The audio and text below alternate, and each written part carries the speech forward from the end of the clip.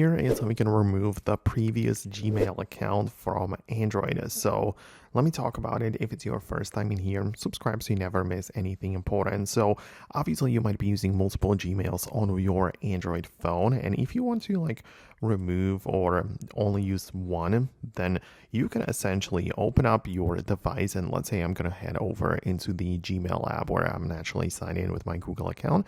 I can tap on it like this and see all of my accounts which are available in here. So I can tap on manage accounts on this device, and I can tap on the one which I actually want to remove. So let's say I'm going to tap on the older one.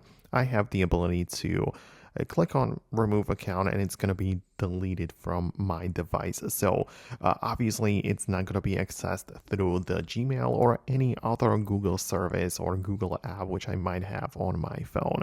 And in here, I also have the ability to tap on add account and sign in with a new one. So it's giving me the ability to just add as many Google accounts as I want and use Gmail for my device. And yeah, it's pretty simple that way. So that's how you can manage it. I think that it's kind of easy to make that work. So if there are any complications which occurred along the way, let me know about those so I can perhaps make an updated video about it. For now, that's going to be about it, and I'll see you in the future uploads.